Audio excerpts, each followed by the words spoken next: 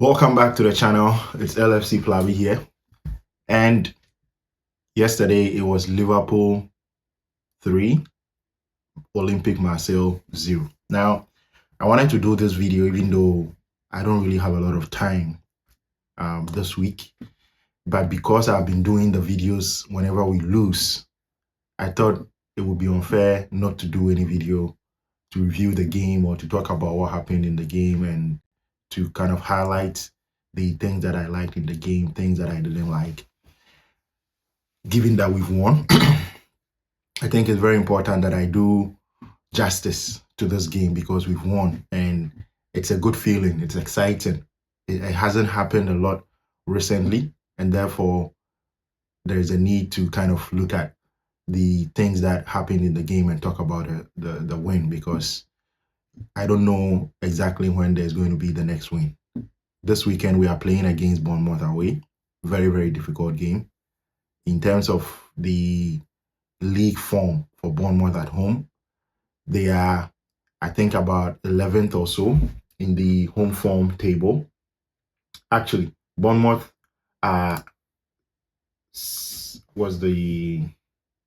Bournemouth are 12 when it comes to the home form in the league table. Good thing is that we are playing them for the first time without Antoine Semenyo, who was their top scorer, who was their best player basically for the past couple of seasons. They still have Evan Nelson though in the attack. They still have people like Clivert. I don't know if he's injured or he's fit to play. So it is always going to be a tough game away at Bournemouth. We've always had it tough, even when we're playing well. So I don't expect anything different from that in this particular fixture. Now, let's go back to yesterday. Yesterday's game was away to Marseille, a very difficult game. Before the game, most people didn't really expect Liverpool to win by a 3-goal margin. Obviously, the performance as well. Maybe people didn't expect us to perform this way, given the result we had against Burnley. But I would say that this performance we had against Olympic Marseille wasn't very different from the Burnley game. In fact, I think we did play better in the Burnley game. We created better chances in the Burnley game. Don't forget that we had a penalty in the Burnley game. We had 2 balls cleared off the goal line in the Burnley game. So if you take all that into account, I think that we created better chances in the Burnley game, even though we faced a low block. Things that I liked in the game. I'll start with individual players that really stood out for me, and I think they deserve a shout out. Number 1, Joe Gomez. The fact that he's been out of the team for a while, hasn't played, lacks sharpness, I would have thought, and rhythm. But in this particular game, he didn't put a foot wrong. His passing was excellent. His defending, decision-making, it was absolutely calm and composed. And everything about him was assured. So I did really like that performance from Joe Gomez. Also at the back, in fact, I think the best defender in this team right now, currently on current form, is Milos Kerkez. The way Milos Kerkez is playing, defending, and I think now the team has been set up to suit both him and Jeremy Frimpong in a much better way, because previously we were still trying to go with the 4-3-3 approach that we used last season.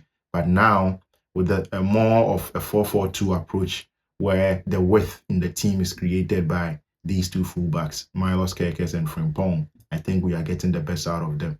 But it is not even about his attacking.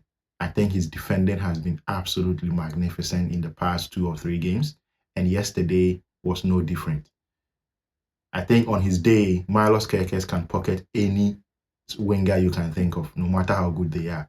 And some of us might have judged him a bit too early.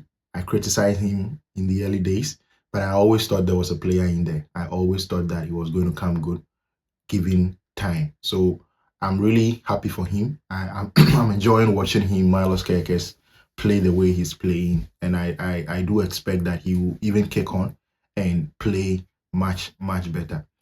Now, the next person that I want to highlight is Ryan Gravenberch. I think he had a magnificent game. He was very, very good in the second half. He covered both fullbacks when they went up the field to try and attack. So I really like that from him, especially on the right-hand side of our defense. When Jeremy Frimpong was going for the attack, he always made sure that he covered the spaces. He didn't allow any counter-attacks to get too dangerous. So I really liked him. His ball carrying was absolutely magnificent. His passing. So Ryan Gravenberch, sometimes I think the main criticism for him is that he holds onto the ball a bit too much. He doesn't really pass the ball through the lines as often as you would like. And maybe that is the only criticism. But when it comes to ball carrying and all that, I think he's one of the best in the world of football.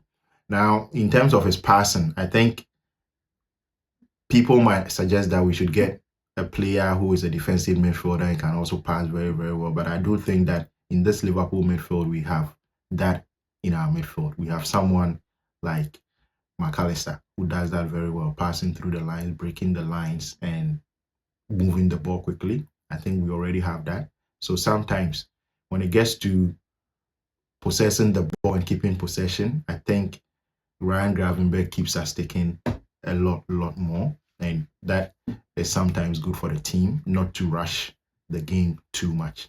Now, in terms of the attack, before I go to the attack, actually, I want to say a thing or two about Jeremy Frimpong. He played well yesterday. And as usual, his trademark run and going past his marker was evident in that second goal that he engineered through an own goal. And I do think that he's a very, very big threat in this Liverpool team. If he can improve on his final ball, if he can keep going past his marker and putting in the right balls, then Liverpool is going to be a very, very difficult team to play against. We can always create chances in open play like this, no matter whether we face a low block or a team that is more open. So I was very glad to see Jeremy Frimpong play the way he did and influence the game by engineering an own goal in that second half. Now, the next person that I want to talk about is Hugo Ekitike. I think he had an okay game. He should have scored at least one goal because the chances that he got, I think he didn't make the most of those chances. He even had some opportunities that didn't really result in a shot, but he could have engineered a shot if he had made the right decision here or there.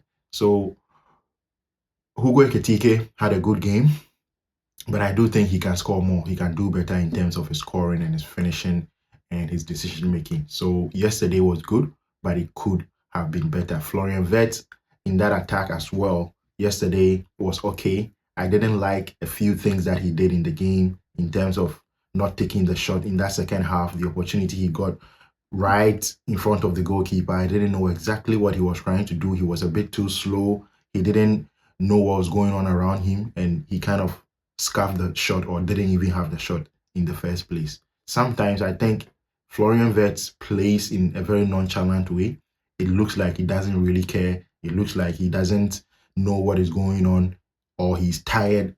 I don't really know exactly why, but I think in the final third, that is why we brought Florian Wirtz into this team, to make the right decisions in the final third, to be decisive in the final third. So it is all well and good coming back to receive the ball, progressing the ball, giving one-touch passes, dribbling and all that. But for me, the main reason why Florian Wirtz is in this team is in the final third, and it is to influence the game and be decisive in the final third. Now, when you get into the final third, right, I think that Florian Wirtz is a player who is absolutely magnificent. He knows how to play.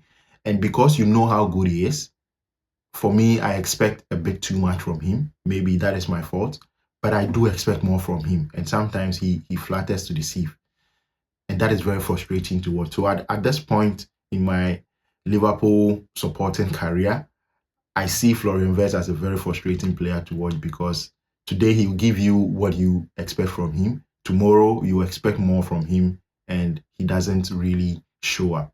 So I might have to kind of get used to this way of playing from Florian Wirtz because I think he's a very, very good player. But sometimes he does certain things that makes you feel like, this is a bit iffy. He could have done much, much better because you know how good he is. You know how good he can be. So that is my take on Florian Wirtz. In terms of the gameplay yesterday, I think, as I said earlier on, we didn't play much better than we've played in recent games. The only difference in this particular game was that the opponent was way open. There was no low block to attack.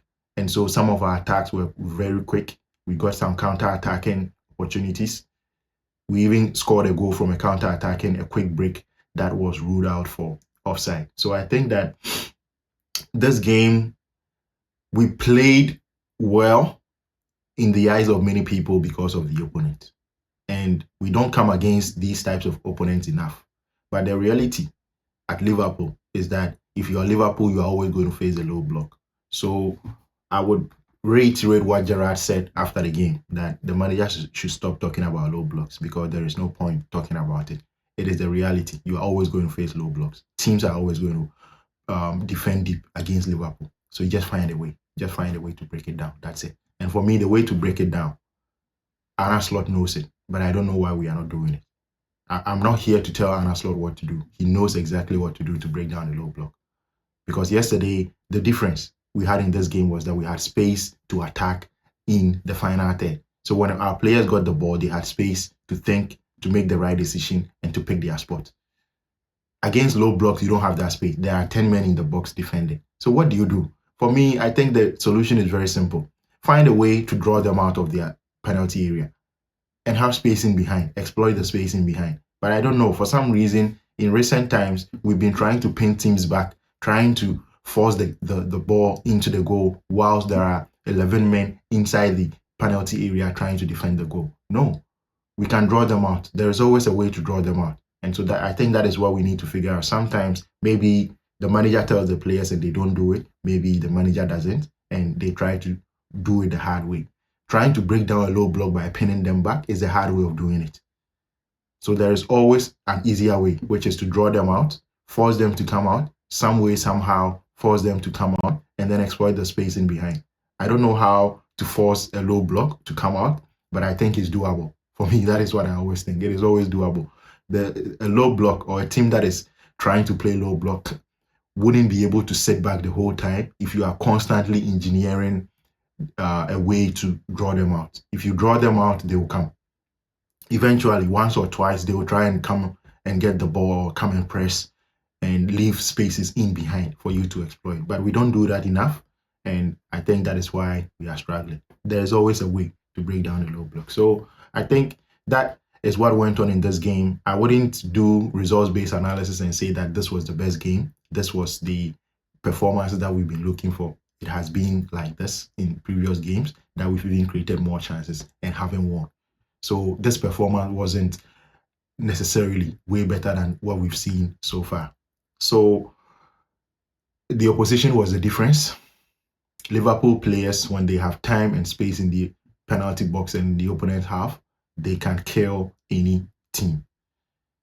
But the reality is that in the Premier League, we don't get that space and time to be able to do that. So that is why we've been struggling in the Premier League. Now, when it comes to the rest of the season, for me, the Premier League, all we have to do is get top four. If we can get top four, then we are good to go. And we have 2 caps to contend for. So what about winning one of those caps? If we can win either the FA Cup or the Champions League, preferably the Champions League, then it is a good season for me. So let's see what the rest of the season brings. Thank you for watching the video. In terms of my preview for the Bournemouth game, the video is getting too long. So I'm going to cut it very, very short and say that I expect Liverpool to get a win at Bournemouth, even though it is going to be a very, very difficult game. I like what the manager is doing with Salah, playing him as an inside forward rather than out wide. That also gives Jeremy Frimpong the space to be able to create the width for the team, and I think that is working very, very well. So far, it worked against Brighton and Hove Albion. It worked yesterday again. So Salah is back. That is good news. And so I think that our chances of creating more goal scoring opportunities and scoring goals is much higher in this particular game. And therefore, we should be able to win this game against Bournemouth. My prediction is a 2-0 win at Bournemouth this weekend. Thank you very much for watching the video. Don't forget to subscribe if you are new here. Like the video. Also, press the hype button. And also, don't forget to let me know what you think about everything I said today. Thank you. You never walk alone. Take care.